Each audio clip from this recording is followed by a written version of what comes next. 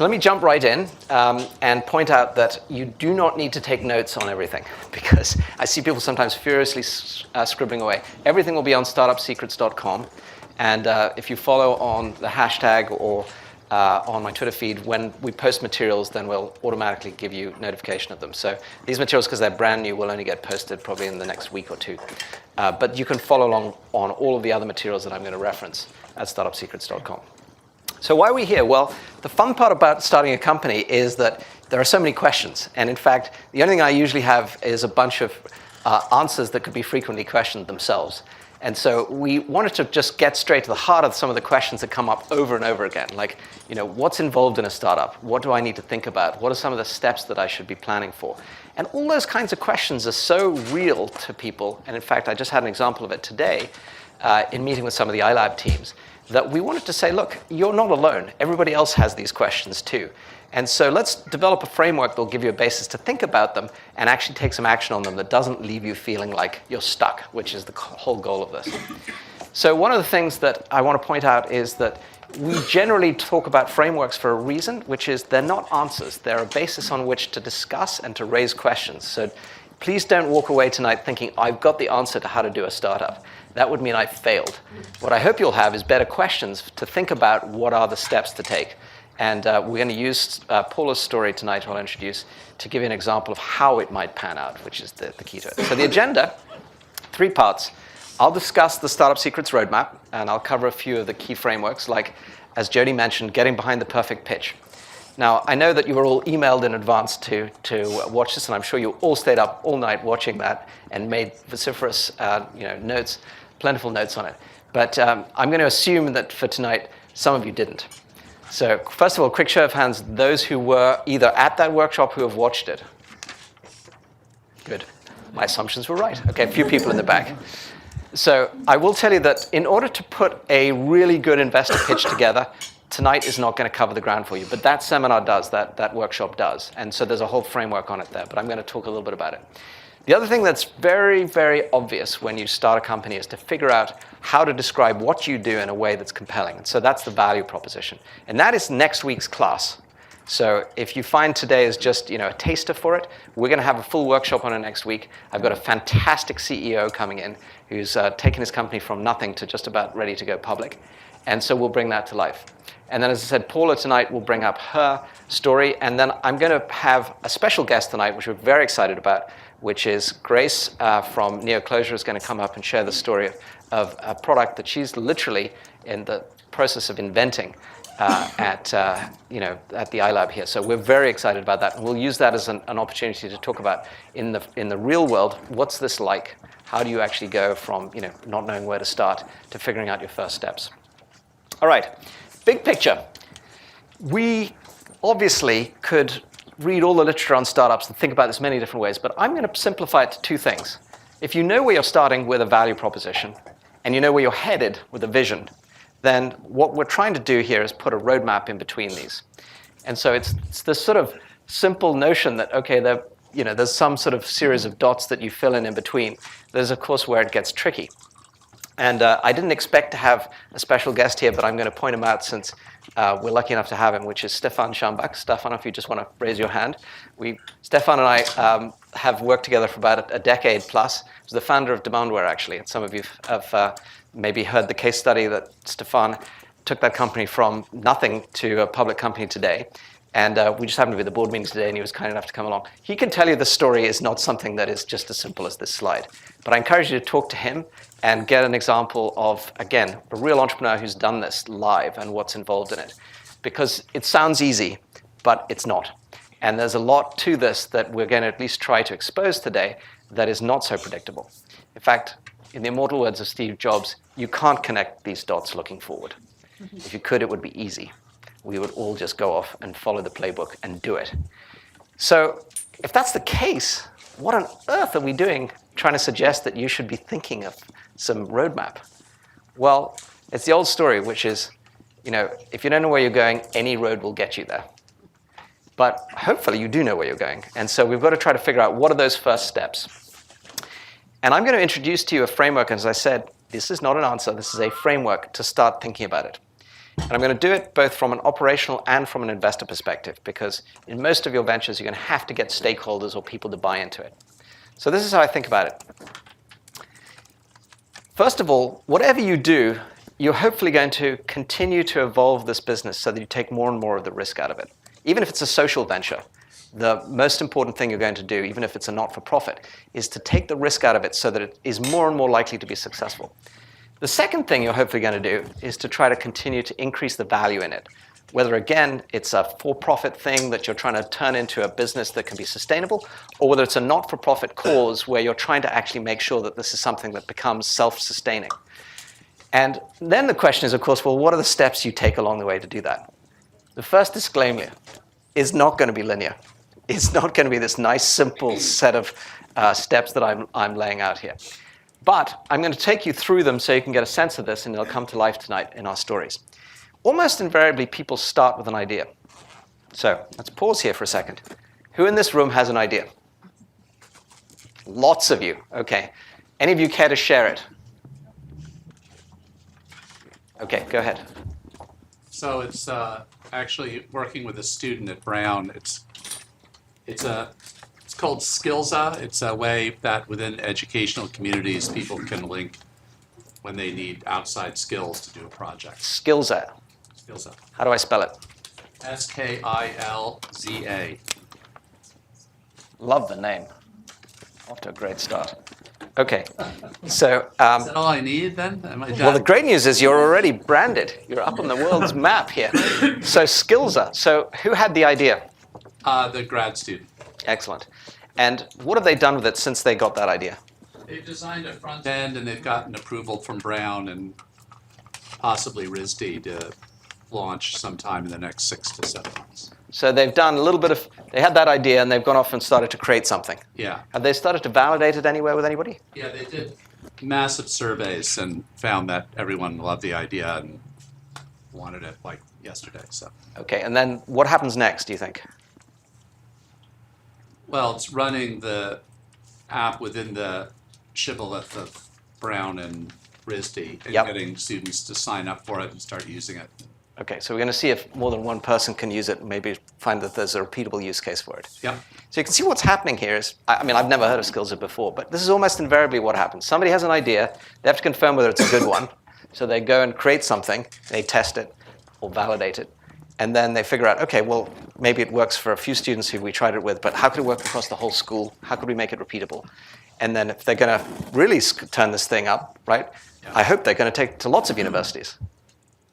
Yeah, we've got a list of 50 colleges and universities that are our target after we validate within Brown and RISD to grow it.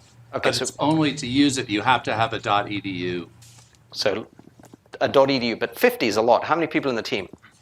Right now? Yeah. 2. Okay, it's very typical, right? So now how do 50 people reach 50 universities, .edus, to start doing this? Well, somehow we're going to figure out how to make this thing a bit more repeatable and scalable. And if that happens and we really want to make it an enterprise that succeeds, we're going to want to make it either profitable or at least self-sustaining. So you can see where these steps come from. By the time you get to do what Stefan's done and build a public company, you have to get another word in here, which is predictability, because people don't want to invest their money in companies unless they see some predictability in them.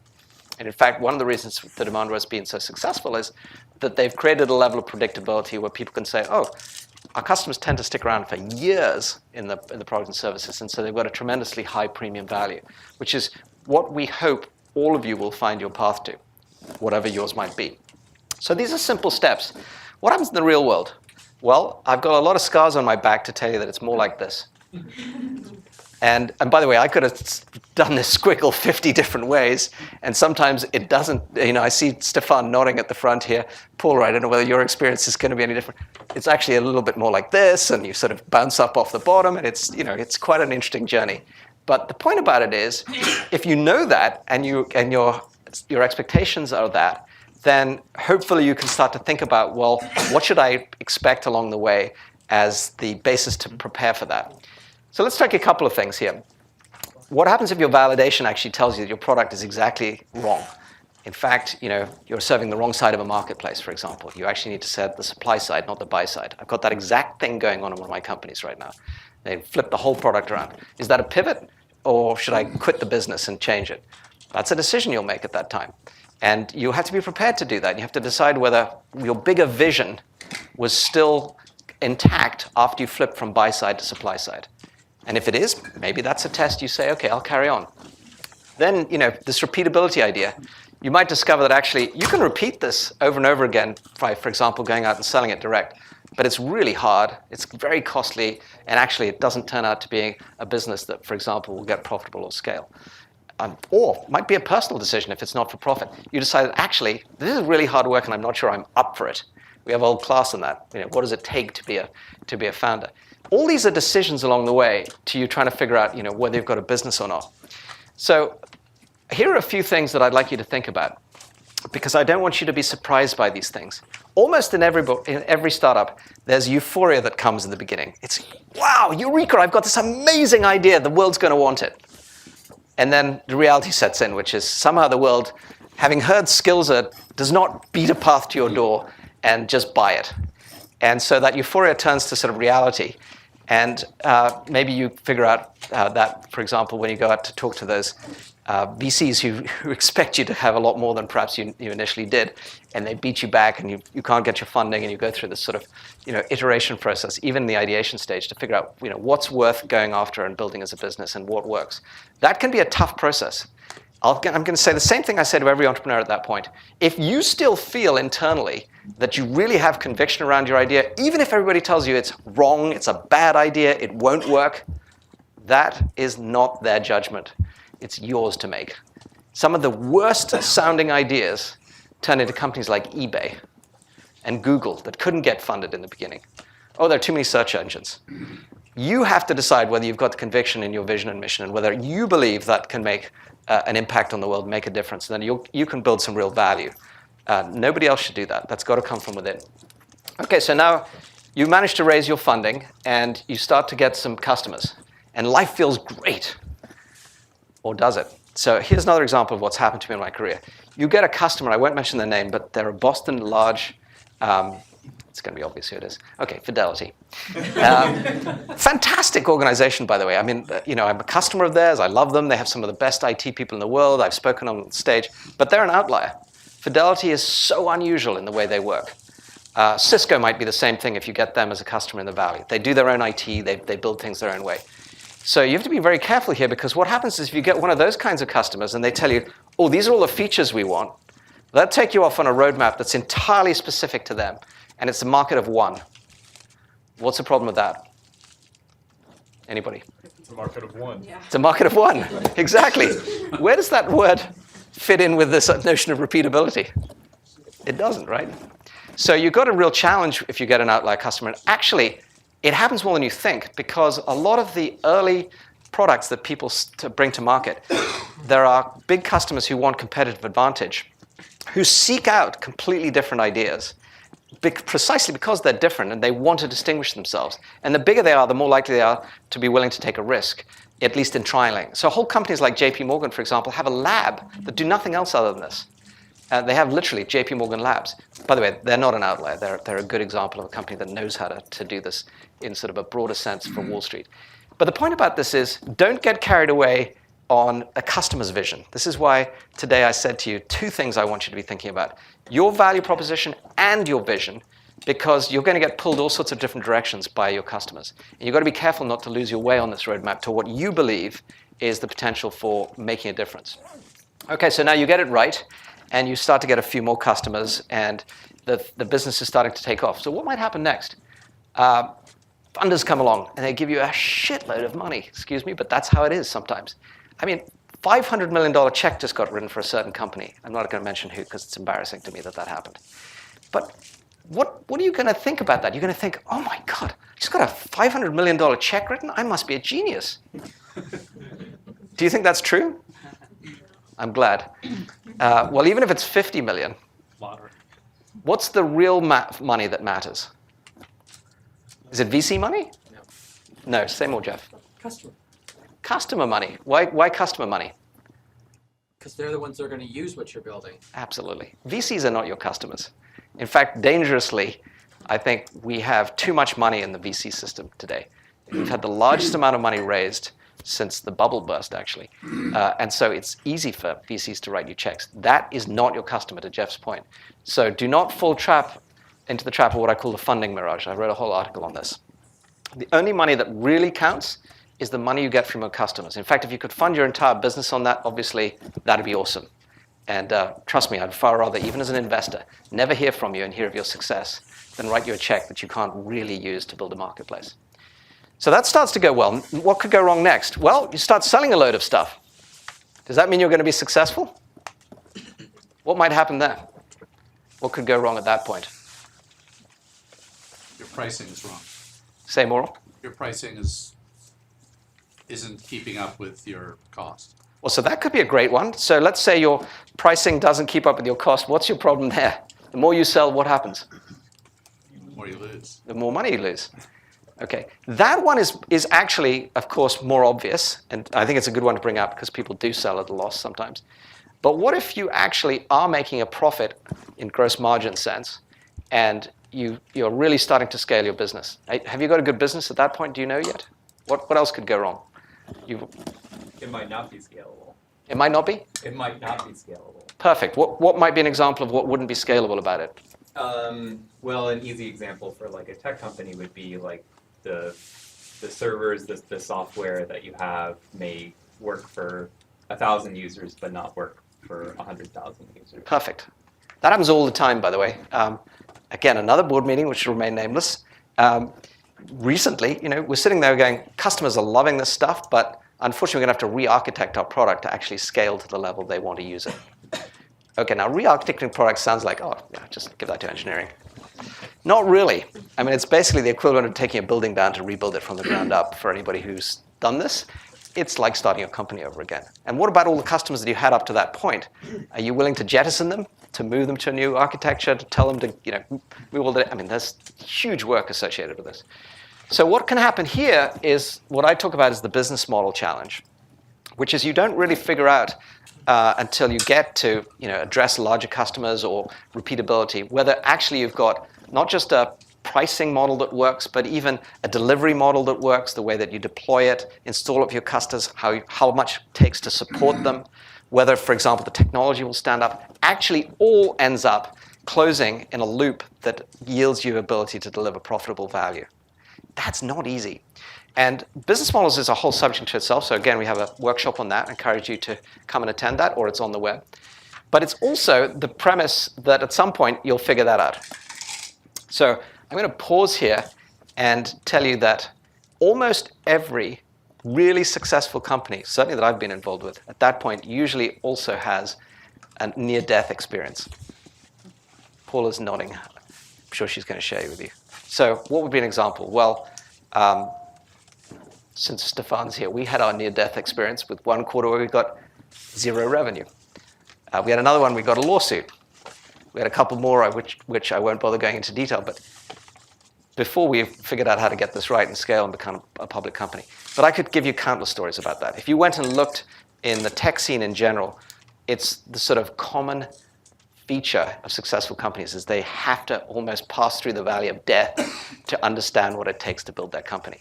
So if that happens to you, congratulations, actually. It means you probably made it to a place that you have the potential to go off and figure this out. And all sorts of things change at that point. I changed CEOs 3 times in one company. They're all good friends, don't worry, I feel good about them. But there were different people that were needed at this stage to go into execution mode to scale the company to get to repeatability. So you might end up changing your team, you might change your business model, you might change all sorts of things. That's okay, that's the norm. The point is to be thinking about this and not afraid of it. Just recognize this is the startup roadmap. This is what's typically involved in it. And then hopefully you figure out how to get this to a point where it is scaling and you get some growth and leverage and to a place where more predictability, you can take it public or have an exit, whatever it is that you're really looking forward to do. Okay, if that hasn't put you off now, I'm going to hopefully send you into a story that is more important. Most of what happens in startup is we have so much enthusiasm when we start down here. We assume everything's going to be up and to the right, much quicker and much more obviously and easily than actually happens. But actually, even when it doesn't, I'm here to tell you that most of the companies that are successful today end up being much bigger than anybody ever thought. Okay, so let's tell you the Google story. When I was in the Valley, I had a conversation with one of the investors who told me that they thought Google was going to fail because it was impossible for the online advertising market to reach the $15 billion that was projected at that time for Google to justify its market cap. $15 billion sounded like a lot in 1999 for online advertising. Does anybody have any idea how big it is today? Any idea? It's a, 40. well, it's an order of magnitude bigger than that. Let's just put it that way. Today, in terms of what's being, the market opportunity is huge, much bigger than that. We don't know how big it is. It hasn't been realized yet. But the point is, Google was never predicted to be anywhere near as successful as it is today 10 years ago. Even they weren't thinking that big. But the beauty of it is, they saw their way through all of these different steps, changed business models and all sorts of things along the way. And many, many stories are like this. So don't give up, because there's so much potential if you can see it through to being even bigger than you may possibly be dreaming. But you're going to probably have to pass through the valley of death and many other things to get there. Just don't be surprised by that. All right, so where do we start? Well, as you can tell, I'm not a believer that you just start with a blank sheet of paper and muddle your way through. And so I don't care whether you start with a napkin sketch. Many companies start that way. Or if you're a product designer, maybe you start with something as basic as a product roadmap. That's okay too. Somewhere in there, I'm encouraging you to think about these two things, this notion of a value prop and a vision, and I'll explain why. And then somewhere in there, if you're going to raise any kind of funding or get support for it, I'm going to encourage you to create something in the way of a pitch deck, even if it's for internally using it to recruit people. Obviously, that's as important sometimes as raising capital, as raising your human capital. And getting people on the same page physically is so important in a startup, because it's all about getting everybody's energy working in the same direction. When you do that, great things happen. If you've got everybody running off in different directions, not much is possible at that point. So think about that, and think about why this potential roadmap could help galvanize and unite and point everybody in the same direction to make that path that we just talked through that much more energized and for you to power through it. That's the notion of coming up with this.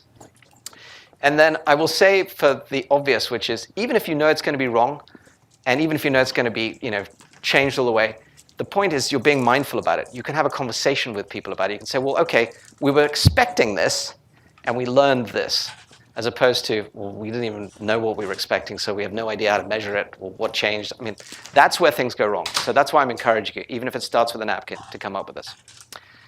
Now, the first class that we normally teach after this is called Getting Behind the Perfect Pitch. This is the one for those of you who have attended it. It's all about understanding, if you're going to go to raise money, how will you actually get the investors behind this? What will you do to organize your story? So there's a whole class on that. It's up on the site. And all I'm going to do today is to give you a few elements of it. First of all, I'm going to encourage you to create your own checklist. Doesn't matter what it is, but it might include things like, who's the team behind this? What is the value proposition, as we talked about? How might you create that business model? How might you take your product to market, et cetera? And at the end of the day, I'm going to tell you it will be deadly boring if you follow my checklist. Unless you find a way to make it compelling as a story. So let's state the obvious here. How many times do you remember an advert based on just the product? Rarely, unless you've used the product or if you've had some experience with it. So what do you see adverts doing today? They've all moved to telling stories. People are making mini movies even now around products. Why? Because the world remembers stories. So if you're going to go and pitch somebody, why would you tell them all the features of your product as opposed to tell them a story about how it's changing lives? And that's what you've really got to come up with. So really what this is all about is figuring out how to tell your story. And when you see the perfect pitch class, you'll see that I encourage a certain approach to that. But I'm going to bring out the essence of it today as a means to begin to introduce Paula's story. So there are two things I encourage you to think about in this notion of what's your story. You and the story. And then the important thing is actually the intersection between the two. So as Paula gets up to tell you here, I'll tell you one of the reasons I was absolutely blown away by her approach to her business is because the first thing she did when she started to think about Equalogic was to take ideas, and instead of scattering the ideas around and saying, well, which one is a good idea, to think about which ones were she and her team uniquely qualified to tackle as a potential business opportunity. So that's the notion of you and your story. So what's an example of this? Well, if you've been, for example, a nurse and you're thinking about developing a medical product, and you've worked for 10 years with all the problems around this particular follow-on to surgery, and you know what is really going wrong after surgery is every single time this particular step is not taken, and you've thought of a way to take that step, to diagnose it, to address it, etc. Do you think that's a good intersection of your experience with a potential problem? Yeah. Unfortunately, that's not what I hear most of the time. What I hear most of the time is, oh, I've come up with a cool app. I think it'd be really cool. I'm going to just go talk to a whole bunch of people about it. And I said, well, where did you come up with the app? Oh, it just seemed like a really good idea. Okay. How much time have you spent understanding the particular application of this? Well, it's, I played with my phone and, well, let me remind you how many apps get downloaded and destroyed within the first 10 seconds. So that's not a good example of what we want you to do. What we want you to do is think about where are you, like Paula, uniquely qualified to solve a big problem. So let me introduce Paula at this point and say, I'm very proud to have you here. Come and share with us a little bit of how you began to introduce your story into the problems and challenges that you addressed. Hi, so I'm Paula Long, the founder and co-founder of a company called Data Gravity, but I'm going to talk about my sort of startup experience prior to Data Gravity. So these are my box scores. So it was a little embarrassing. I put these together for a different presentation. So I've had one of each, right? So don't get too discouraged if you don't hit a home run ever, because that's really, really hard. Be very proud of the base hit, and don't be surprised if you either get traded out or if you get called on the count of rain. So all of these things are going to happen to you. So I joined an amazing startup called Bright Tiger back in 98, 99. We managed to not be sold for billions during the internet bubble in an internet product, right? So that was hard back then, or at least have that evaluation.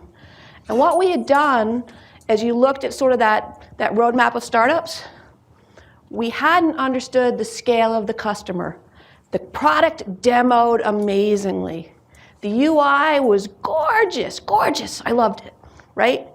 We'd assumed, well, most websites would have, 10,000 files seemed like a lot. Then we showed up at some of your favorite websites, 100,000, 200,000, million. And so the product didn't scale. So it did great in the small sites. It didn't have any money. And it was a disaster in the larger sites. And we turned it around and we actually sold it.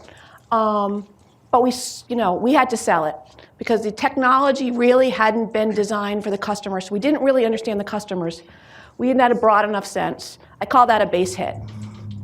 Then I joined a company called IronStream. And I got there just before the bubble burst. It was an internet infrastructure company trying to get its A round. Right at the time, stocks in the internet went from $100 a share to $1 a share. So that one didn't go. And so that one was a cool idea, but we kind of called it because of rain. So we had seed money. We didn't even spend all the seed money. We gave it back because we knew that that was not a climate that doing internet infrastructure was a good idea. In November of 2000, anybody doing internet was running for cover. By March of 2001, anybody who was doing internet was lucky to be surviving. So we decided to give the money back. So that's where I met my two co-founders, Peter Hayden and Paul Koning, to start EqualLogic. So we started, I'll get on the slide, we'll go through EqualLogic, but that's where we found each other. And that was an interesting journey, and I'll take you through the whole thing, right through to the acquisition to Dell in 2008 for $1.4 billion, so it was a good exit. I call that a home run. So I joined Dell. I promised Michael Dell I'd stay for 2 years. By the way, he's a really good guy, brilliant, understands product, understands strategy, really good to the EqualLogic team. We were really good to him. I promised to stay for 2 years. I did. Then I left. So then I'm unemployed. I've never been unemployed since I was 14. So I had, unemployed in January of 2008. So I'm a slug for a little while. I run into a venture guy in the airport in August of 2008. No, excuse me, 2010. We got bought in 8. I left in 10. So August of 2010, he said, there's this cool startup called Heartland Robotics, which is now Rethinks Robotics. Do you want to go do robotics? And I said, yeah, I don't want to do IT anymore, right? I've been doing IT my whole life. Robots sound really cool. I'm going to go talk to these guys. And they asked me for a resume. I hadn't written a resume in 20 years, right? See my profile? So I must have wanted to go because I wrote one, right? And then I had to call people and say, where was I when, right? So I wrote a resume and I joined Heartland Robotics. And I'm not like a math guy or girl, but I took it all. I graduated. So the first day I'm in there, and I'm kind of proud that I didn't do any calculus since I graduated from college. The first thing I see, though, is what's reverse kinematics for a robot? It's integrals. So I walk in there, right, and the first thing I see on the screen is some guy's integrals, right? So we're doing control motion. Next thing I know, I'm having discussions about gear teeth, right, and cables to a robot arm. I know zero about this, zero. So I helped them find a really good person to replace me, and I exited, right? So that's the one I call that was traded in the first inning. And that was one of those ones where I joined a great startup, but I wasn't a good fit because I thought I wanted to get out of IT, but I didn't really want to. And then after a while, I went and thought about what I wanted to do next, and I started the Data Gravity. And we're just about to raise our C round. We launched our company in August of this year. We won Best of Show at VMworld. I always have to say that. So proud. And we're off and selling. And we shipped our first product on October 6th. And shipping means you had a customer to receive it. So the difference between a beta and a first customer release is a PO. So somebody's willing to pay you, which is pretty cool, right? So we have our first customers and our first deployments, and we're running. But we're going to talk about the EqualLogic story. So one of the things, thank you, Paula, that's fun about just listening to Paula is you already heard a real-world example of a very experienced entrepreneur who's already been successful tell you what I was hoping you'd pick up a little earlier. She just did a much better job of it, which is try to find an opportunity that you really have as your background, the right experience to address. That's a fit. And when you don't find one, even if you're Paula and you've had experience, building great companies, just exit. No shame in that. It's just so much easier to work from something that you have the depth and experience in to be able to address than to struggle through it. So how do you do these two things? Well, next week's class is going to cover this in detail, but there are a couple of elements in this that are not in the class next week that I just want to highlight for you. The first is what I call the valueless proposition. We've given you some examples of that. That's loads of ideas that you just want to go build and test. Where's the value in that? The problem with that is, you don't know who you're building it for or why you're building it or what the problem is that you're solving for them. And so guess what? It doesn't matter how much you test. You put your hand up, go ahead. Oh yeah, I come from the sort of user-centered design world in information architecture. And I've noticed, especially, in the startup scene, so many founding teams early on don't have experienced team members that have experience with, qualitative user research or, quantitative research methods to really sort of understand, generate insights from users, to sort of iterate on the, on the concept early on. And I've noticed that there's a real dearth of that. So people end up sort of trying to pitch something and trying to convince themselves or trying to convince people that this concept has value without really, having the data to back it up or and they would have been much better off. They could have pivoted earlier. Very well said. So this is the challenge, is if you don't know, again, what you're trying to validate and for who and what problem or value that delivers right up front, then how do you test it? How do you validate it? That's why I don't use the word test, by the way. In that roadmap, I use the word validate because you're trying to validate value as opposed to just test functionality. So if you can remember that, that's the obvious way to think about it, validate value. So I call this the if you build it, they will come hope. And it's usually that. And unfortunately, hope's not a strategy. So what I hope you'll get out of next week's class is a real value proposition. And I flip it around and I say, if they come, will you build it? In other words, if you already know who they are and you've already convinced them that this is something of value that they will pay for, should you now build that? That's a much better way to start a business. It's not that easy to do it, though. So what we'll spend a lot of time next week on talking about is How do you actually define that? And then what will you go through to evaluate it before you really build it and design something to really extract value from a customer? And again, I'm bringing this back. What I love about the Equalogic story is what Paula did was she was talking about solving a problem. So she already knew what the problem was that she was going to go and address as the basis to build the business. And that is so powerful, because look what happens now. Now we're trying to build this value proposition, and Paula, who spent years in storage, who's got great, if not unique qualifications to understand this problem, is very clear that if she builds it, they will pay for it. So she knows the problem, she knows how expensive and painful it is, and she's going to bring that story out for you. That's how I want you to learn how to build value propositions. And I'm sorry for those of you who love the lean the lean startup methodology. MVP is not enough. You could build a perfect MVP, but if you have no idea what problem it solves, you're going to run up to this exact same cycle I'm talking about. Viable for what? If you don't know what the problems you're solving, it could be viable for anything. So minimum viable problem is what I'd like you to start with. Think about what is the minimum viable problem of value that if you solve it, somebody will come. Okay, so what kind of problem? When you follow my perfect pitch, you'll understand why I keep bringing up slides of the Great Wall of China, but that's something for you to find out by looking at that. So I always say this, if you want to build a billion-dollar business, start with a multi-billion-dollar problem.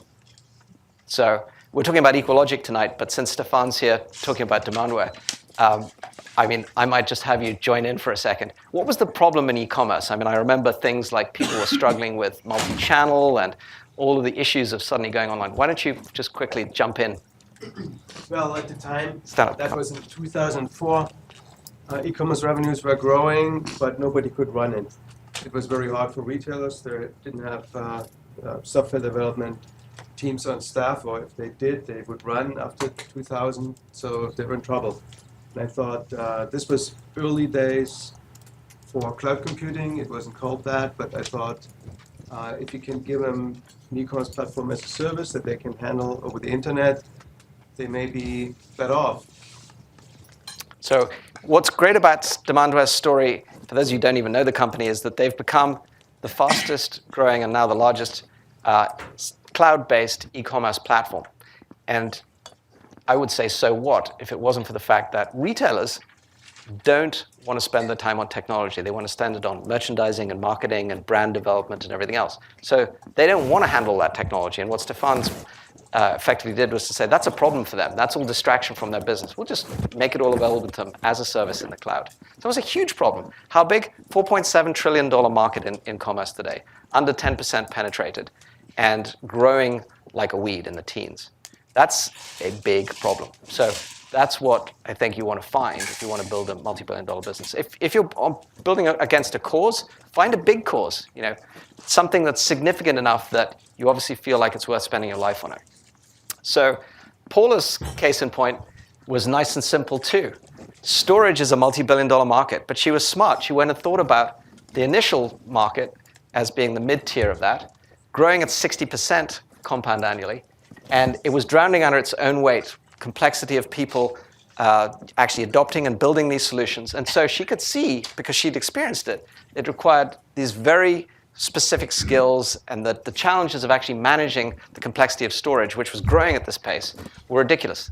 Now, she was kind enough to share a slide with me from the roadshow, which she never got to do because she got acquired by Dell beforehand, of what the market was looking like. And you can see spending was going up, but IT spending was not keeping pace with storage spending, was going higher, growing higher than IT spending, and growing higher than GDP in turn. And what was going on was all this storage was actually not working. All sorts of problems with people even recovering their data when they stored it. So all this idea of backup's great until you try to restore it and you get it back and you can't. That's a pretty big problem. So I love that. Now, Paula, why don't we have you back to share what did you turn that into as a value prop, and how do you bring that to life as a story? So, thank you. For us, storage was not automated. So everything about data storage was manual. You actually had to take the disk and configure it yourself. You had to know about new there was fiber channel, so when you talk to it in a storage area network, there was a whole new protocol to learn, a whole new security model to learn. There was just a lot of stuff that a general IT person didn't know. And so the thought was, everything else in IT at this point is automated. Why isn't storage automated? Why doesn't it manage itself? Why doesn't it scale itself? Why do you have to know more than how big do I want the container to be and who do I want to touch it?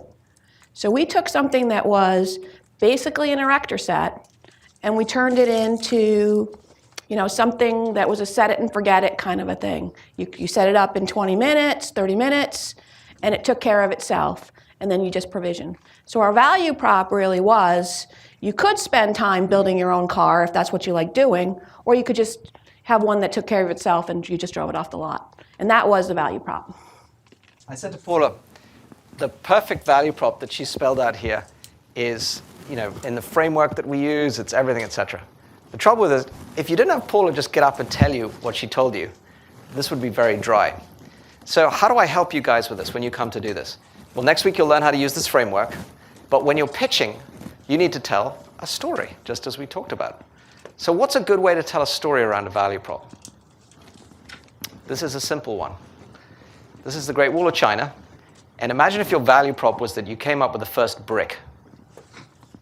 Sound dumb? Well, actually, the first wall of China was built, there's many sections to it, by the way, with sticks and stones and mud and, I hate to say it, but human bodies too. So it was pretty bad how it was built, and it didn't last long. So actually, somewhere along the line, somebody did come up with the brick as an idea, and it had a really high value, and you can see even different forms of brick, before and after, in this case, different qualities that lasted longer. So you want something that's graphic like this. You can see the difference between the different kinds of bricks here. And I'd love Paula now to tell a story in the way that I hope you will tell it too, of Equalogic's value prop, not just in terms of what it does, but what was the experience of a customer, Paula, before and after Equalogic of using storage? So so it's sort of funny. We actually demoed to customers at the first sales meeting. So you'd have the SE carry in an array, and we'd set up a SAN right as part of storage area network as part of the sales demo. So prior to us going in, it would take anywhere from a month to 6 months to set up a storage area network and get data on it. So we go in to an hour sales call. The poor SE is carrying a box that's probably 100 pounds, right? He opens it up, or she opens it up, they set it up, and by the end of the sales meeting, you've already loaded data. So within an hour sales meeting, you went from the talk about, you guys need to get to a storage area network, to you're running one, right? That was the value prop. And then the benefits of the storage area network, we were lucky. People like EMC and Hitachi and NetApp were out evangelizing that. The problem is the customers we were going to didn't want to pay the professional services or couldn't, and didn't have the staff for the complexity. So it was a very simple thing.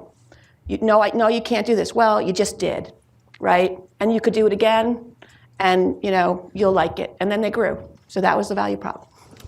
Thanks, Paula. So what's beautiful about this is it's obvious. She walked in and actually showed them. Before you needed this expensive staff to maintain it, to administer it, to set it up. It would take weeks. Wait a second, we just walked in and did it in front of you, and oh, you don't need to run it. It runs itself.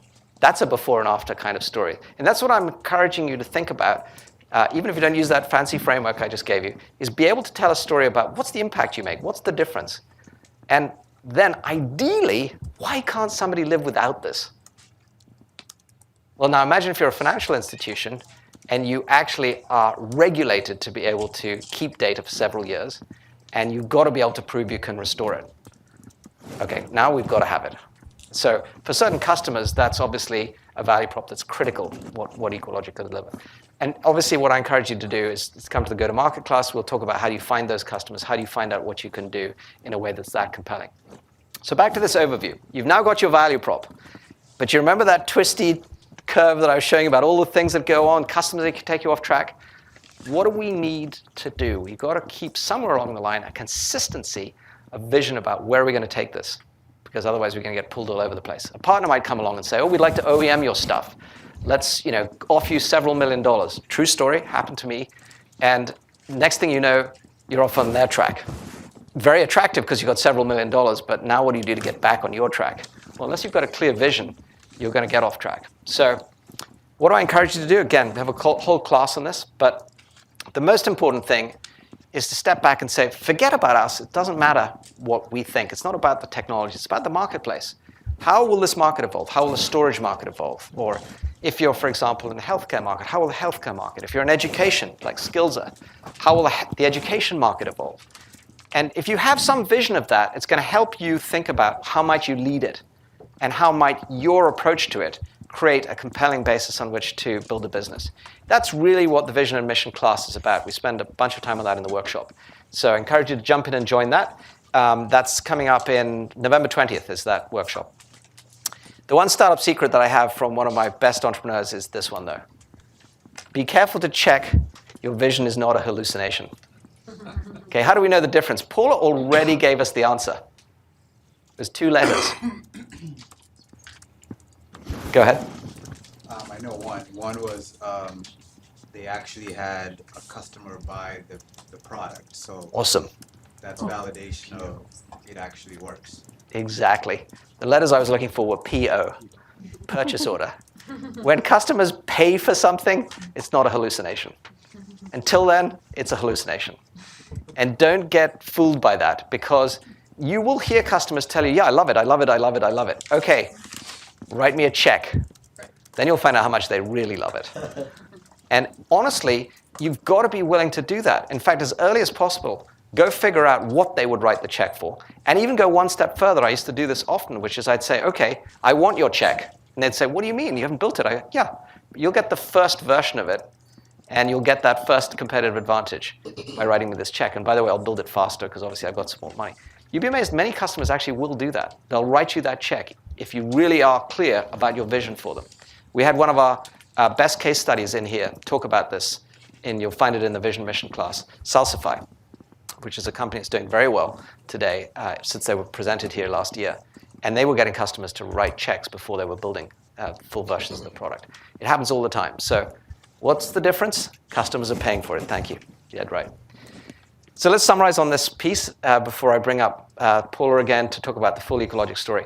Hopefully you've realized that the roadmap, whether it's a napkin or it's a pitch to investors or it's your business plan, whatever form it takes, is at least some form of a document or a basis for you to evaluate how are you going to make progress. And as you're making progress, are you really moving towards what you have conviction in taking your value proposition towards a vision? And if you are, then keep with it. And as I said, don't let anybody tell you you're wrong or it's not going to work, because as you've heard, there are many, many examples of companies that supposedly would never make it that have turned into the biggest companies that we now consider, that make up the NASDAQ and NYSE and so forth. And I have an article on this because I will tell you it's a huge challenge. We talk out of both sides of our mouths as VCs. We expect you to have value prop and vision. And if you have too big a vision, we get panicked that you won't be able to start with something simple. And if you start with something simple, we get all panicked that it's not going to turn into something big. It's really confusing. So I wrote this article so that people could think about how would they manage that trade-off. There is a way to do both. And like everything, it's about establishing what are you doing today versus where you're heading tomorrow and what's the roadmap in between. So with that, welcome Paula back again to now walk you through what was the roadmap at Ecologic that took you to $1.4 billion. Well, more importantly, when we sold, we had 3,000 happy customers. We had a 40% repeat business. We did independent customer sats. Yankee Group ran surveys for us. We had a 98% customer sat rating. And we called everybody that were the 2% that didn't like us to find out why not. And we wanted to know why we sucked, right? So it was important to know why you sucked and make it better. So don't ever assume you're perfect. And I love I say this a lot, and so everybody think this, or the world according to Paula is, don't ask yourself just if you could build it, ask yourself, should you build it? And then if you should build it, can you make money? Because if you can't make money, then you've got to have a different revenue stream to pay the people you just hired. It's okay if you have a different revenue stream, but if the company can't make money, then you're not going to be around forever, right? Again, unless you have a different revenue stream. So let's get started on the Ecologic roadmap. So no lie, on April 1st, Peter Hayden, Paul Koenig, and I, on Purgatory Road, that's where Peter was living at the time, started Ecologic. And we started with a list of really cool ideas on the board, all of them which were much cooler than the Ecologic idea, except we knew nothing about them. So we kept coming back to Peter knew storage, I knew storage and distributed systems, and was good with UI. Paul knew network protocols. And we kept coming back to, well, we're uniquely qualified to solve this storage automation problem. Maybe that's the one we should go solve. And that's the journey we went on. And we were very deliberate about it to say, if you can't have, unfair advantage against everybody else, then your chances of success aren't as great. So we took that unfair advantage and made it real. And we were about to IPO. So if you anybody go to sec.gov and read the various S1s, I encourage you to read them. So if you see a company that you think you want to be like and they're public, so you want to go see the Demandware story, you can go see all the numbers, you can see, not everything, but you can go read it. EqualLogic is out on sec.gov. We were gonna IPO, we'd gotten our S1 approved, they were about to do the roadshow, and we sold to Dell the Sunday night before the Tuesday we were gonna start the roadshow. And once you start the roadshow, you're going public. So we got pretty close. And Dell bought it because the value prop was strong and it fit into the mid-market. And we sold to Dell because we had a mission in mind. And we thought, this is a great mission, we just got a better arms dealer. So let's talk about this. So we were first-time founders. We didn't know what we were doing. We took the first 2 term sheets we got and we said, woo, we're off. How many people think that they would do the same thing? Come on, fess up.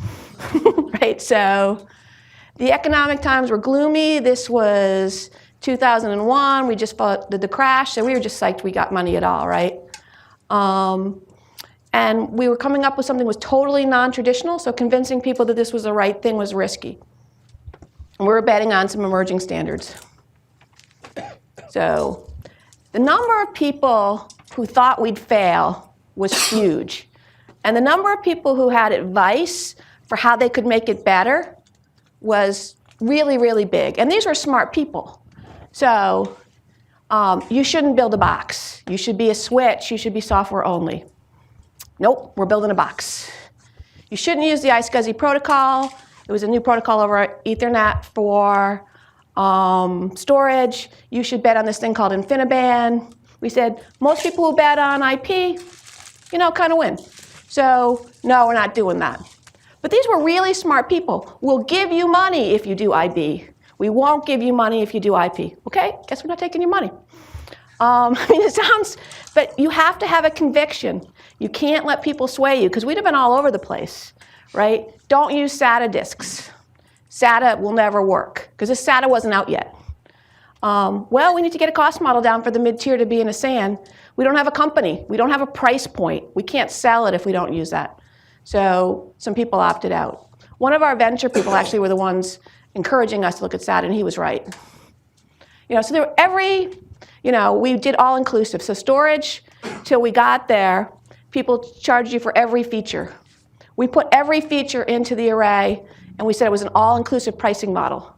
So where our 2 biggest competitors, it was like dim sum in a Chinese restaurant. Every time somebody came around, it was another $50 or another $1,000. In this case, it was like another 10 grand.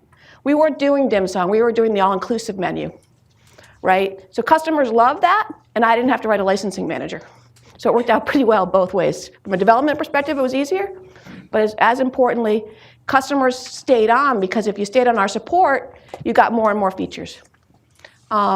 We said, we're going to go through the channel. They said, you're insane. We said, okay, we're insane. That was Peter Hayden. He pushed that hard, and he was right. So you've got to stay, as Michael said, to your original vision. Don't have stone ears. Listen, assess, and then make sure you're staying true to yourself. Because you know what? If you're going to fail, it might as well be your fault, right? Because pointing to somebody else is the reason you failed, it's still your fault because you listened to them. So you might as well at least have fun. And if you're not going to succeed, at least you took your shot. So I'm going to take you through the curvy in a real life one. And we did have several near-death experiences. I'll only point out a few of them. So, new company. 2001, we get our A round. Everybody's excited? It's tranched. Does anybody know what tranched means? They give you half the money up front, Then you get to do all these things where you fetch a bunch of rocks, and then they give you the other half of the money. So how do you hire people? Because you're going to go hire your friends, and they have mortgages and kids, and you're tranched. So you don't have enough money to promise them 18 months worth of income or a year's worth of income.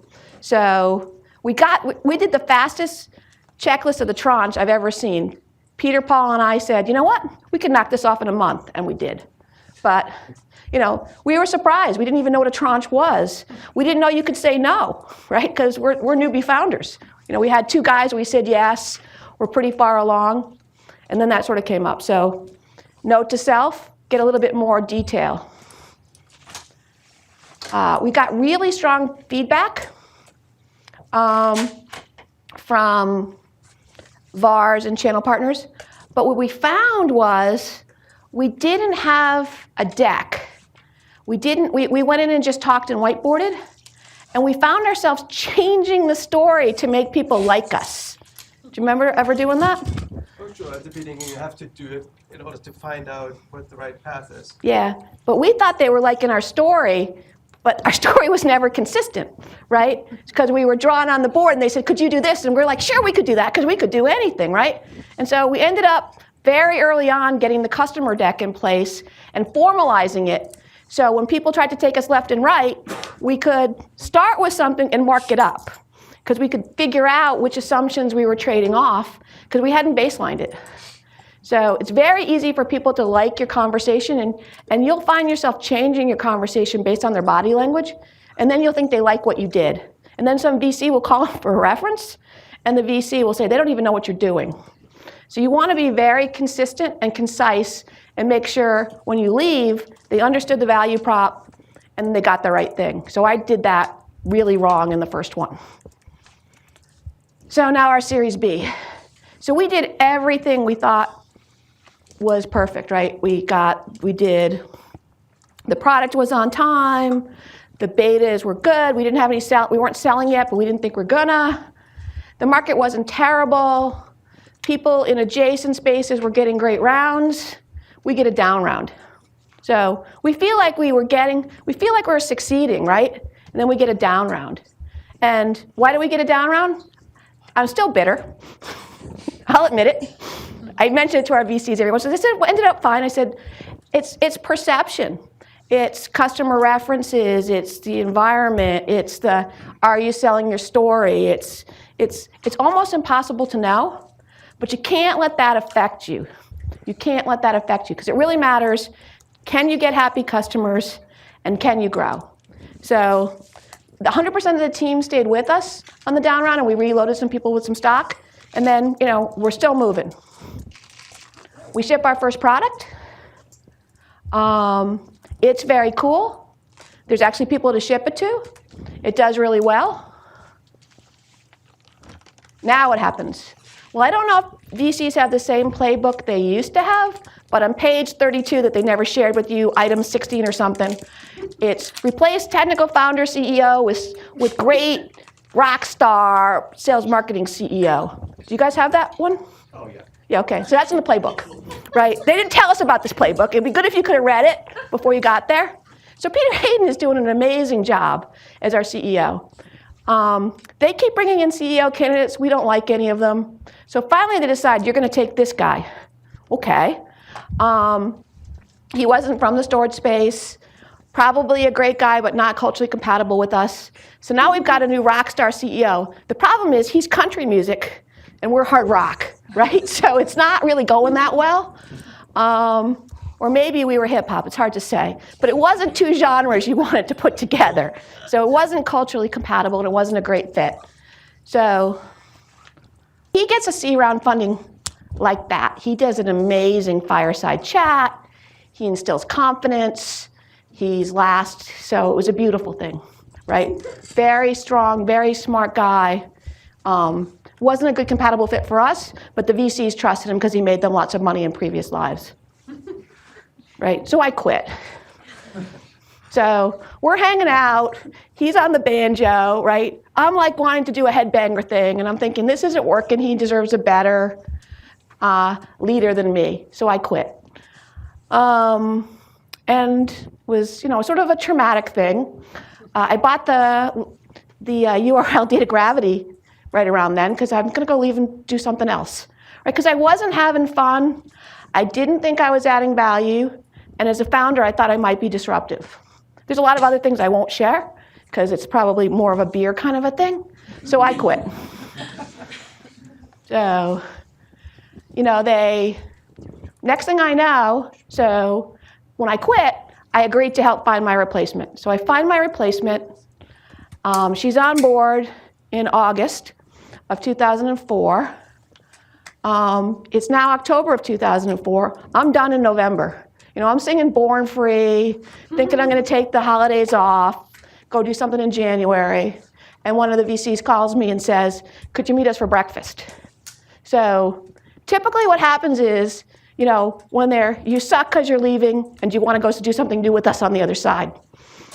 Michael's shaking his head, yes, right? So don't assume that they hate you if you can make them money. But at any rate, so I went to breakfast and they said, would you like to be the interim CEO where we go find a new CEO? And so I'm a little surprised, right? So I'm the person running product. I don't know a lot about being a CEO. So I said, let me think about it, because it's a pretty big commitment. I wanted my family buy-in.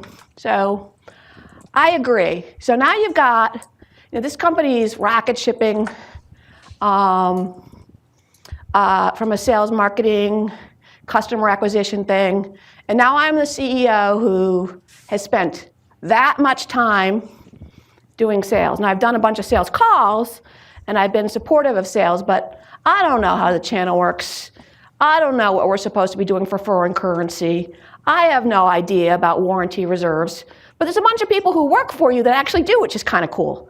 So it's okay to have a team that are experts, and then you listen to them, and your job is to know whether or not they know what they're doing, right? So your job isn't to do their job. Your job is to figure out if they know what you're doing. And this is where you need a mentor. I had this amazing mentor who I could call up at any time and said, why am I thinking about this problem? So tell me, my questions were always, how should I think about this problem? I never asked him to answer anything for me. I asked him to tell me how to think about it. So what should I be thinking about? What are the pros and cons I should be asking? How should I have this conversation? And sometimes he'd say, Polly, you shouldn't even be having this conversation. Just tell them we're not doing this right now. Or here are the things to think about, and here's what might go wrong or might not go wrong. So we get our 100th customer. Hooray for us. We're cruising along. So as part of my being the interim CEO, we're now looking for a new CEO. I didn't want the job. I didn't really think I knew what I was doing. But it turned out I didn't suck at it. I just wasn't experienced enough. Or maybe I sucked at it and I didn't think I did. Hard to say. But you should always be really analyzing if you're the right person for the job at the right time. Because you care about the company being successful more than your personal aspirations. And the moment your personal aspirations become more important than the success of the company, remove yourself. Remove yourself, because you're now in a dangerous place. At any rate, so the first guy we meet is another rock star. That's not great. What's the music he plays? Okay. So he's in the symphony, right? I'm still doing, I don't know, hip hop or something. So they're trying to get me to like him. And it's like, what is this, Match.com? We're supposed to be dating? And I said, I don't think this works. So in comes this guy who knows nothing about storage. But he's got energy. And I say to him, do you want to see the product? And he gets all excited. And he wants to see the product. And he said, can I run it? Right? And then he asked me a bunch of questions about it. And I said, do you want to meet the team? And he said, absolutely. Right? The other guy said, I don't need to see the product, and I'll interview the team when the board appoints me. I'm like, well, this will go well, right? So you can see the difference? So I'm thinking, well, this is probably not the right guy because he doesn't really know our market. He doesn't know storage. So this is just before the holidays. He comes back after the holidays in 2004, and he tells me what we're doing in the channel, what we could do better, how we could increase our market, what are our product differentiations, what's our value prop. Like, he did homework. I like this guy. He knows channel cold. He's very smart. He wants to build a team. He wants to build a big company, and he cares about the product. So going through with the board, rock star, soon to be rock star. We went for soon to be rock star. And his name was Don Bulens, and he's an amazing man. And we were very lucky for him to join the team. And he brought us together. So then what happens? So I'm on, I don't have a job anymore, right? I replaced myself, I'm no longer CEO. We have a VP of engineering. She quits. I'm like, crap. Do I take that job? Do I not take that job? You're a founder. If you're a founder, your goal is to help make the company successful.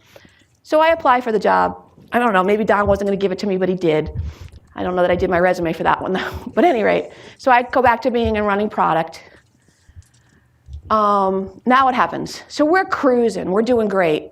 And then we had a major customer issue in the product. It had to do with scalability.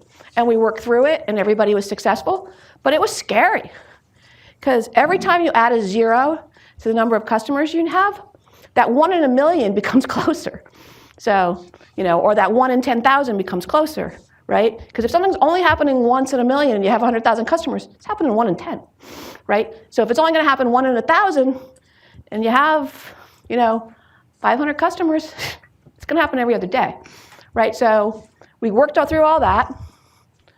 Our CFO decided to leave, so we had a CFO team replacement.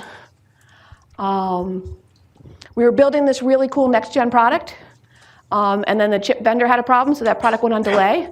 So we had all kinds of inventory, other kinds of challenges that could have killed us. Close your eyes, keep running. Sometimes closing your eyes and running is not a bad thing, because if you look too broad about what's going on, you'll get scared. This is also around the time I saw an interesting behavior, and I'll be interested to see if anybody who's done this, Stefan or Michael.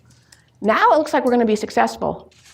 And people get more skittish when they're afraid of success than afraid of failure, because they don't want to be the one to mess it up, right? So decisions you used to be able to make like that became harder. I said, when you're playing on the penny slots, put in a quarter, go for it, right?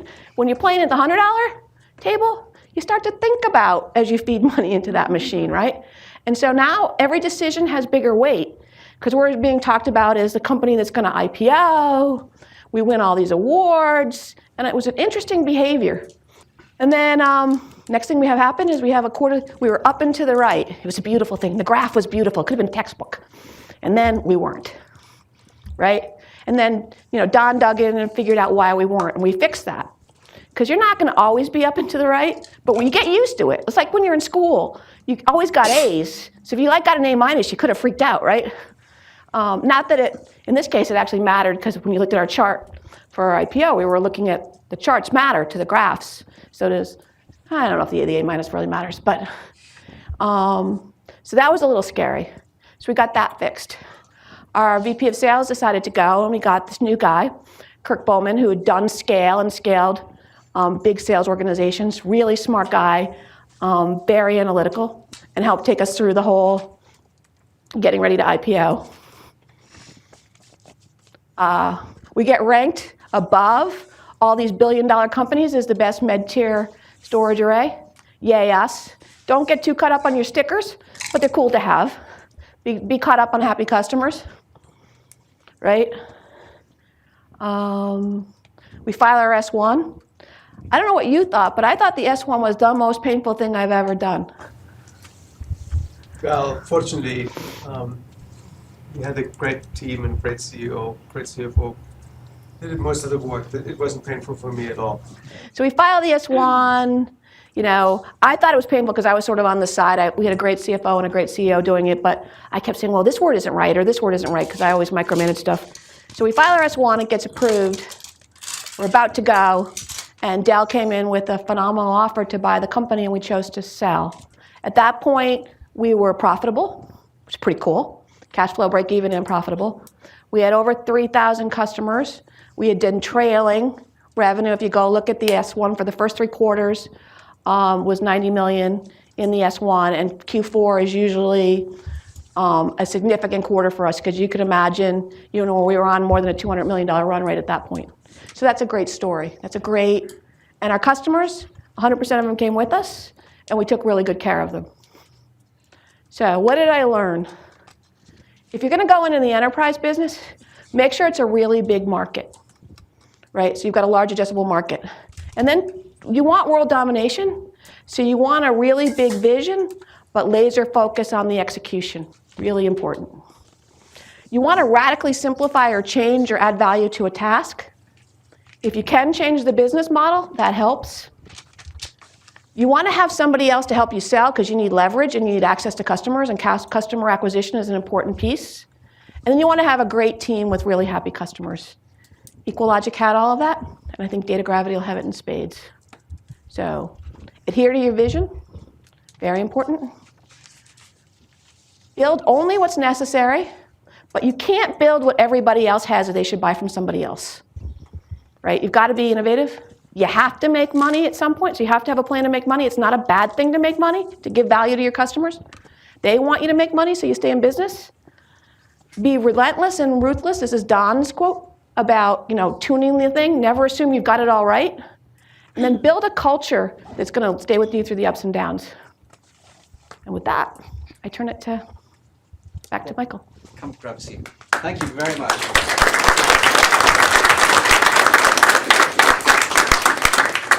First of all, before I sit down to ask a few questions to Paula, I'm going to encourage all of you to stay on at the end and do so personally too, because this is a story that you've probably heard this much of, and it's a wonderful story from a person who really can share it with you in a very special way. I don't know whether you noticed it, but if we just flip back, to Paula's chart here, there are at least as many things that were on the down, unhappy face side as there were on the happy face. This is the point about thinking about the reality of these roadmaps and these startups. So Paula, thank you for sharing this with us. Let me ask you an obvious question, which is, now you've been through that, we've got a room full of hopeful founders here. What would you want to share with them to say, if you'd known it in advance, this is something to think about? I think you want to be very careful in who you pick for your venture partners. We got lucky, we had a good venture team. But they're interviewing you. You should be interviewing, reference checking them. I didn't know you could do that, right? So ask them for references for companies that are like you. And you know what? If they don't want to give you references, you probably don't want money from them anyway. Sorry, but... No, absolutely. Right. Second one is, it's going to take twice as long and twice as much money as you thought. Your venture guys already know this, but they're still going to torture you, right? So whatever you put on a slide for a date, just leave it up there to admit that you suck, right? They're expecting it anyway, but they'll go back and remember the other date. And the third one is really, really think deeply about all the input you get. So don't dismiss it carelessly. But at the same token, if you're pretty sure in your gut it's not right, don't do it. Or test it with customers. Testing it with customers is a good idea too. And never burn a bridge. Because if you've got friends who know friends, you can network and find out, what are vendors doing in this space. You can find out what the competition is doing. You can find out how products are doing different places. You'd be amazed at how much stuff you can find out. So network, never burn a bridge. Help people when you can, because they'll help you. And that's pretty important. Awesome. Some great advice there. Now, one of the things that you brought up was this notion of a down round. So I talked to you about the happy side of this, when somebody gives you a lot of money and you feel great. And I said, don't get caught in the funding rush. I just want to reiterate what's on the other side too, which is, I love Paula's story here, which is, she was told that her valuation had gone down. That's what a down round means. But she didn't let that bother her. She paid attention to the customers when they were buying and just marched on. So don't let these damn VCs get in the way of telling you whether things are good or bad based on whether they write you checks at valuations or not. It's got nothing to do with it. It's back to the customer again. Don't assume your end value is anything to do with your VC value. Don't confuse those two at all. Yeah, very well said. Now, I loved some other things that came out here around what I think is core, which is culture. You were talking about it when you were hiring VCs, and then you made a point of it in your last bullet here. Talk to us about the importance of culture. Is it on a scale of 1 to 10, where does it rate compared to things like product and go-to-market? So it's in the top 5. It's probably the top 1, because if you don't have the right culture, you won't have a good go-to-market, you won't have a customer focus. So everybody in EqualLogic could be called up at 3 o'clock in the morning if a customer had a question or an issue, myself included. If you weren't that committed to customers, if you weren't going to give up your weekend to answer a question, even if it wasn't with our product, you really didn't belong there. So it was a totally customer-driven, customer-focused. Also, the life is too short. I said I want to live in a sitcom, not a drama. So if we've got a bunch of drama people or somebody who's got to be right, or the louder and faster you talk doesn't mean you're right. Just get rid of those people. It sounds terrible, sounds heartless. They'll be happier in a culture where that fits. You'll be happier in a culture where that's not there. Okay, so last of all, I just want to wrap up here. Obviously, we've talked about the importance of having a consistent vision. You emphasized it many times. Can you just say a little bit about what you think, again, if you'd known it before, you would have said is important in terms of determining that vision, thinking about that? I think if I'd known about it before, I would have, I don't know that I would have changed anything per se, but I think I would have not spent so much time beating myself up about him or second guessing him if I'm right. So everything somebody said, I went and spent like the next N hours, probably measured in hundreds, to see if that was the right thing to do, because I obsess about everything, right? And so that was not necessarily a good point of my energy, right? But so you want to listen, you want to validate, but you want to dismiss quickly, because you just only have so many hours in a day, and they've got to be adding value to the company you have. I also thought Paula made a great point, which is how valuable it can be to have somebody as a mentor to help you through this. And so those of you who weren't here for it, last week we did a workshop on mentorship and how to find and get the best mentorship. So that's actually up on the web now, so feel free to go and access that. So Paula, thank you very much. Please do stick around at the end for everybody to ask questions, because this is a wonderful story. And I'm going to ask one of our ilab teams to come up to help us bring the workshop to conclusion. So Thanks again, Paula. Thank you.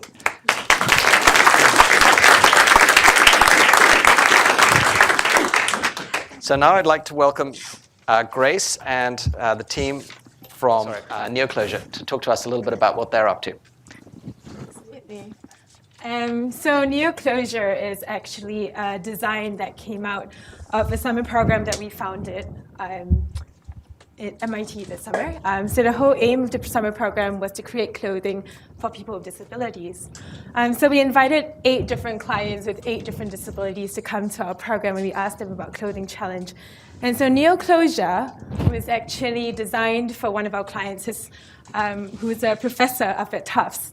And for the last 10 years of his professional life, he's been wearing tearaway basketball pants to work. So the reason is because he's a wheelchair user. And so if he's going to be using the bathroom by himself, he needs pants that will open wide enough so that he can use the bathroom while sitting down.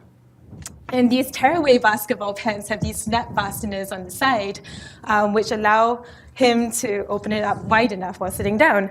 The problem then is that he has really limited hand functionality.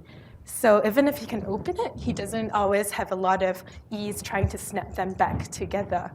So what the team did was to create magnetic seams. So they infused cylindrical magnets down the side seam of his pants. The seam can be pulled apart very easily. And then when you just kind of inch it back together, it will self-seal back together. So it acts kind of like a zipper.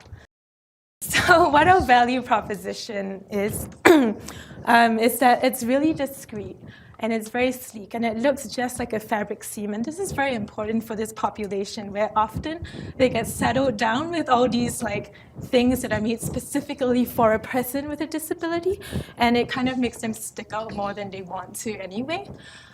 So what we've done is to make it really inconspicuous. And in fact, it's even better than most of the seams out there. So for example, for zippers, it's actually faster. It seals faster than zippers. You don't need the hand function. And then for Velcro, which is the other fastener that people typically use for this kind of clothing, it's a lot quieter and it's self-aligned. So you don't need to patch it up together by itself. So really, we created this magnetic seam, but we believe that it goes beyond the population of disability. And our mission now is really to expand the design vocabulary for product designers. So we'd like to give them a new type of fabric opening or closure, which will allow them to be able to make their products more accessible without compromising their aesthetics. So I should have introduced Kavita too, who's also part of the team. I think we should give them a round of applause. I think this is a fantastic idea.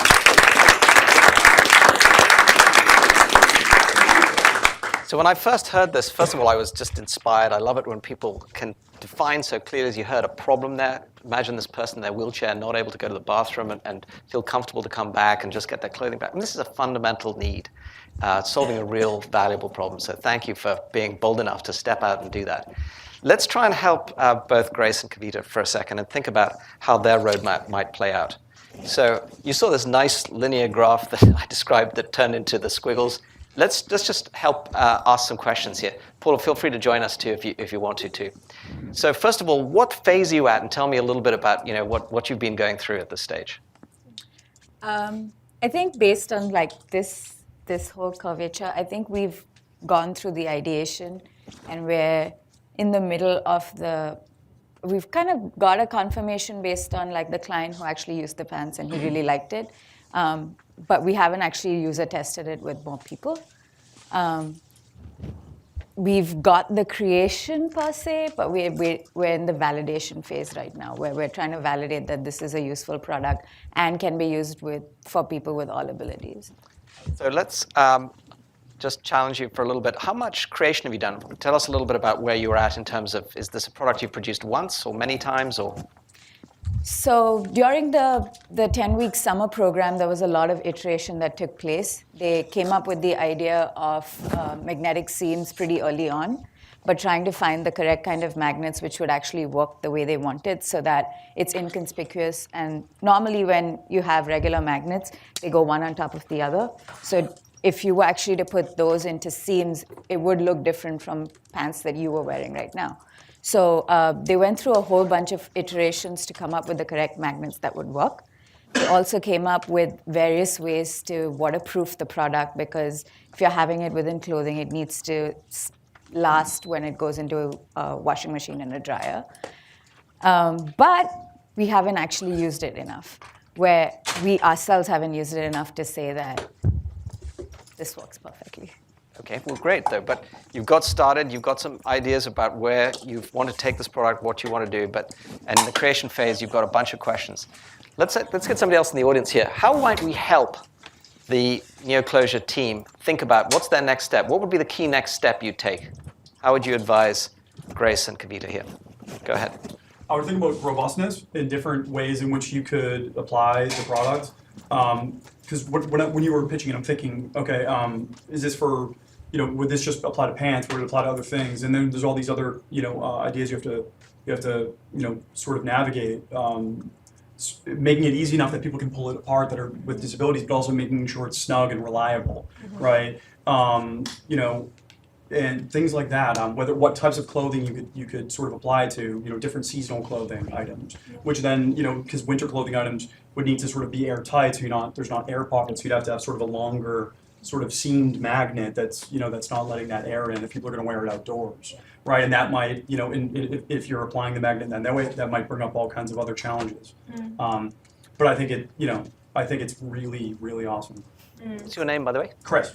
So for the benefit of the class, you make an awesome team member here. I hope you can. What Chris is actually doing is sort of going back and forth between two things you see a lot. He's asking some great questions about how might you validate the robustness. But also going back to ideation and saying, well, what are some of the applications? Obviously, if you decided they're all going to be internal applications, you'd validate it for internal usage. If you started to raise the question about external. I mean, there's lots of different ways. But you can hear also that if you don't decide what you're going after, then you don't know what to validate against. This is why the vision becomes so important. So let's go back to you for a second. Tell us a little bit about your mission and where you think you envisage taking this. So I think the mission is really to change the design vocabulary of product designers and to give them a new tool and kind of increase the ease of use of many products for people of all abilities. So basically what we're hoping to do right now is to kind of what Chris suggested, which is to put it into different types of seams, different types of clothing, and literally like walk around in them all day and see how well they work. But also at the same time, we understand that we're not going to be able to conceive of all the different uses that NeoClosure is going to be used for. And so we're going to start doing expert interviews with product designers and design consultancies, design schools, to kind of ask them would you value this? Would this change the way you design? How much would you pay for something like that? What kind of products do you envision putting it into? One of the products that I think is a really something that you could focus on next is baby clothes. And again, there the challenge would be making sure it's snug enough so that the baby can't pull it off themselves, right? But it would be so easy for changing diapers and things like that. Yeah. Sort of, I mean, there's so many ways you could go with this. But if you can keep focusing on that sort of core, serving this this disabled population, which is quite sizable, I think it's awesome. Somebody at the back, a couple of people. Yeah, so I'm curious why your goal isn't to put it in the hands of people that want to use it.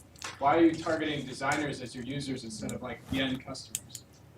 So that's actually two different routes that we're considering. So on one side, we're thinking of licensing this to designers and design companies, but at the same time, we really want to be able to put it into a form that like a mom or an aunt or a grandma can take and cut it into strips like Velcro or the way zippers are sold right now and just sew it into clothing. So part of what we've patented for this is also the way it's sewn into clothing, and so it's very easy.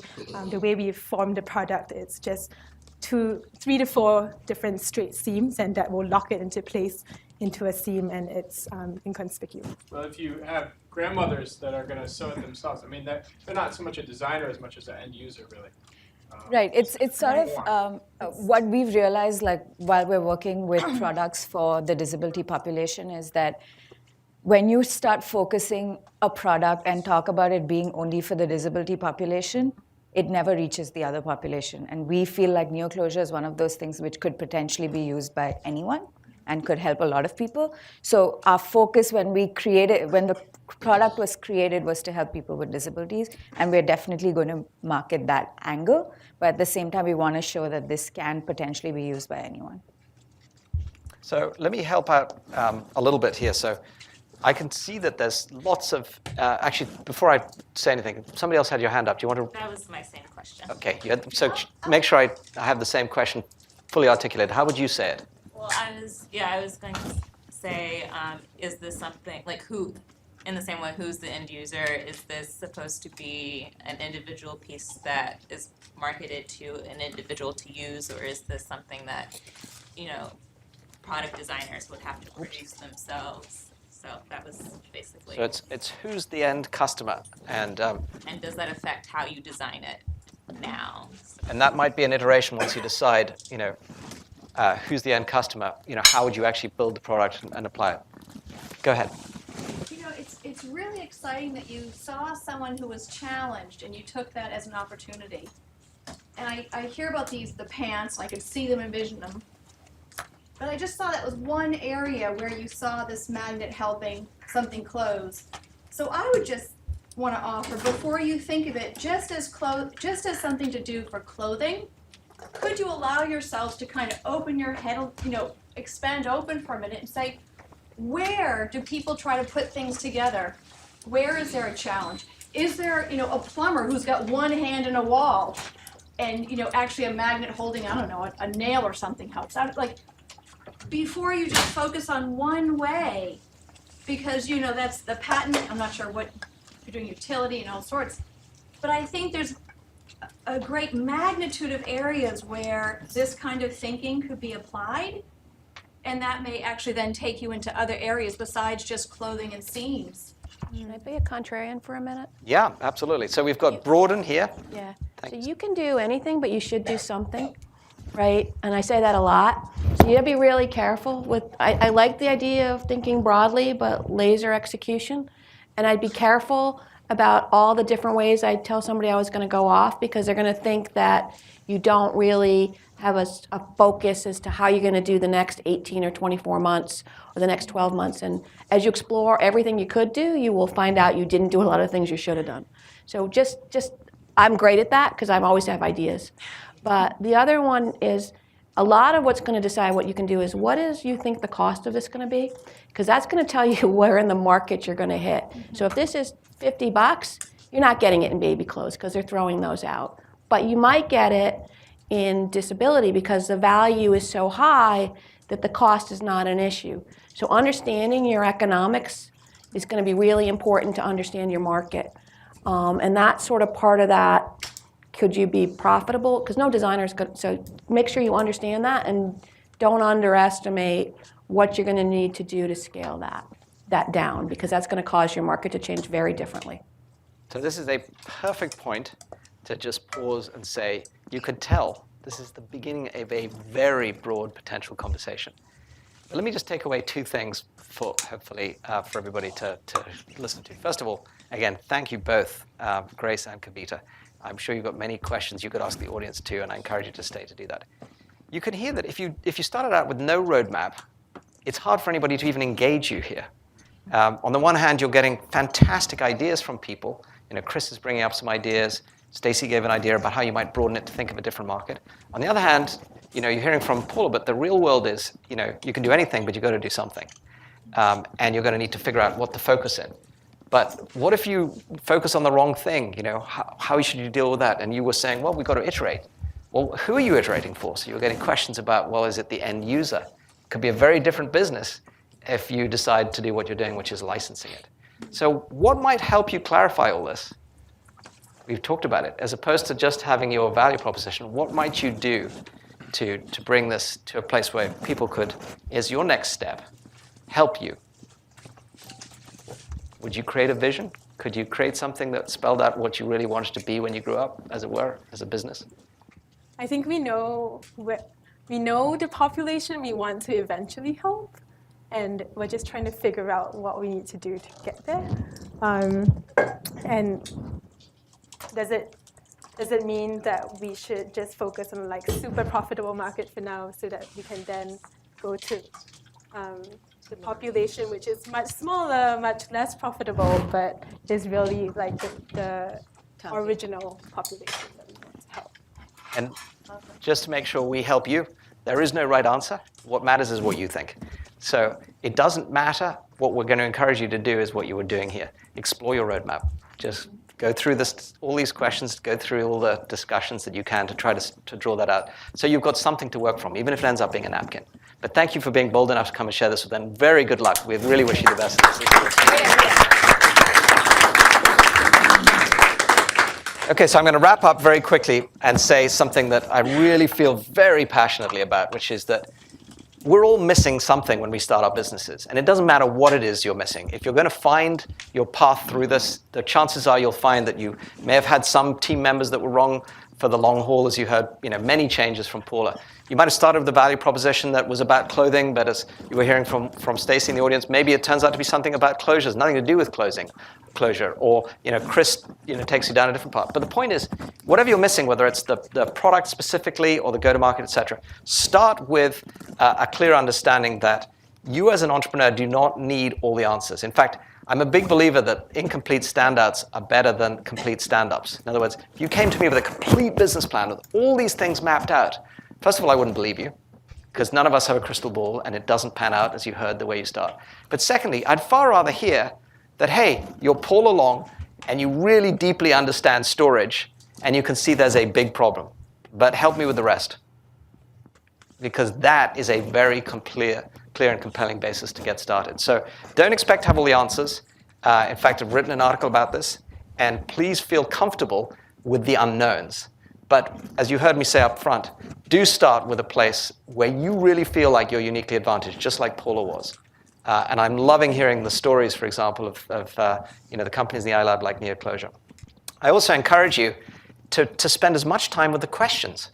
If you come to a roadmap and you don't have questions, it's going to be very hard for anybody to give you any help. So we talked about this in the mentorship last night. And if I would ask you to do one thing to help NeoClosure, since this is what the ilab's all about, please go ask them. Go help them and say, well, here are some of the questions we think you might want to ask. Don't give them answers because it's their business. They should decide that. But go say, hey, what about this? Have you thought about this? Just like Stacy did in the audience. Have you thought about going beyond this? Or that would be really helpful to them. That's a good way, as we talked about last week in the mentorship, that you might be able to help them with. And then as I always get asked this question, if you're missing the bucks, the money, it's not about the VCs. I think Paula gave you at least 5 reasons why you probably wouldn't want to deal with a VC. So I'm up here ready to be battered about that, no problem. Then there's a whole session on this, and we talk about funding strategies to go the distance. And one of the first questions I ask you is whether you should even raise money. And then I walk you through all the potential ways that you go through investment. So that's up there on the site too. And then just to remind you, almost everything we've talked about tonight, we're trying to build frameworks for. And if you go to the site and you look through these things, where it's about building products and figuring out how to take them to market, et cetera. If it's not on the site, then I want to hear from you. Because I want to hear what your questions are that we're not getting to. And again, want to thank you very much. Please sign up for the future workshops online, and look forward to seeing you again soon.